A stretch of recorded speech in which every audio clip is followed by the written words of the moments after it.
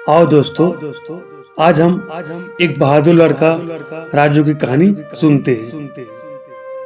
यहाँ है राजू और यहाँ है राजू का गांव और यहाँ है राजू का घर।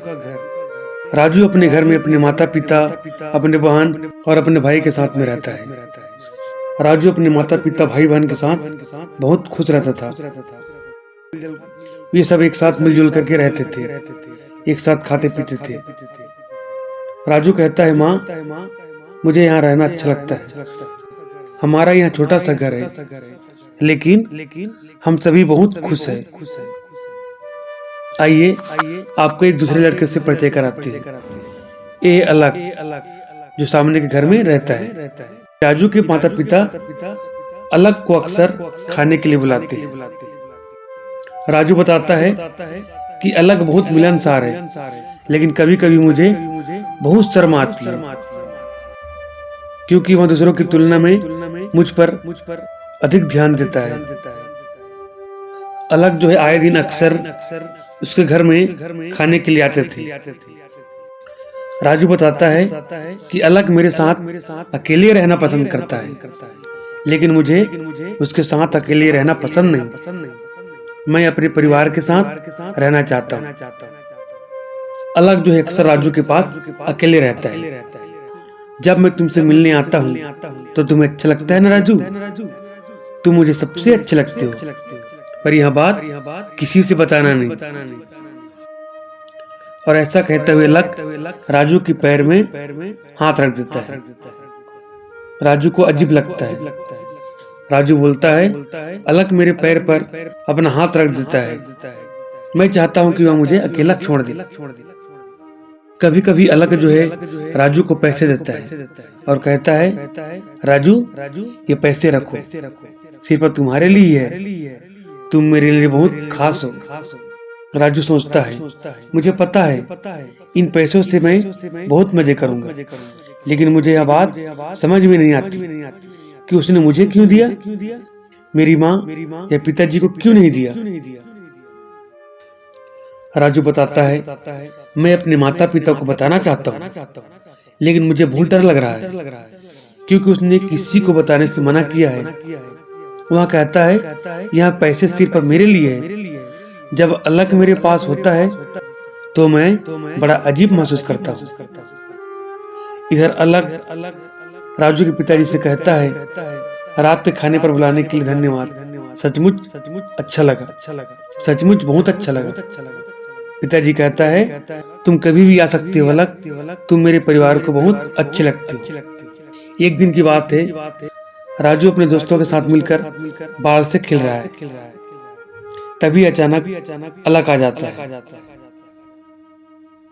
और बोलता है, हाय हेलो बच्चों, क्या मैं भी तुम्हारे साथ खेल सकता हूँ? और अलग भी बच्चों के साथ खेलने लग जाता है। तभी समय देखकर अलग जो है राजू के हाथ को पकड़ लेता है। उफ! राजू चिल्लाता है, उफ! राजू बताता है, जब भी मैं अकेला होता हूँ तो अलग अक्सर मुझे छूता है, जैसे कि आज उसने मेरे हाथ को सहलाया, जबकि इसकी कोई आवश्यकता नहीं थी। वह मेरे नितंब को भी छूता है और काफी देर तक अपने हाथ वहीं रखे रहता है। जब वह ऐसा करता है तो मुझे बहुत बुरा लगता है। उफ! राजू कहता है, अलग के साथ में असहज और अजीब सा महसूस करता हूँ। पहले मुझे यह सब समझ नहीं आया, लेकिन मुझे हमेशा सिखाया गया, किसी भी बड़े द्वारा तुम्हारे शरीर के प्राइवेट अंगों या किसी और जगह को छूना ठीक नहीं है, जिसे तुम बुरा या अजीब महसूस करते हो। बड़ों के द्वारा तुम्हें गले लगाकर और चूमकर अपना प्यार जताना आम बात है, लेकिन किसी को भी आपके शरीर के प्राइवेट अंगों को छूना ठीक नहीं है। उसे आपके शरीर के प्राइवेट अंगों को नहीं छूना चाहिए। राजू बोलता है, मेरी माँ ने मुझे और मेरी बहन को बताया है, किसी को भी अपने शरीर के अंगों को छूने नहीं देना चाहिए। एक दिन की बात है, अलग जो है फिर से राजू को छूता है। तब राजू जोर से चिल्लाता है, मुझे ऐसे मत छू अलग, मुझे यह पसंद नहीं है, तुम्हें इस तरह मुझे छूने का कोई अधिकार नहीं है। मैं अपनी माँ को सब कुछ बताने जा रहा हूँ। ऐसा कहकर वहां से भाग गया। राजू अपनी माँ के पास पहुंचता है और बताता है, माँ, अलग मुझे परेशान करता है और मेरी प्राइवेट अंगों को छूता है। माँ सारी बातों को समझ जाती है और राजू के साथ प्यार से बात करती है। राजू, तुम बहुत बहादुर हो, तुमने मुझे बता दिया, अच्छा किया। अलग बुरा आदमी है। ऐसा कहते हुए वहाँ राजू को प्यार से गले लगा लेती है।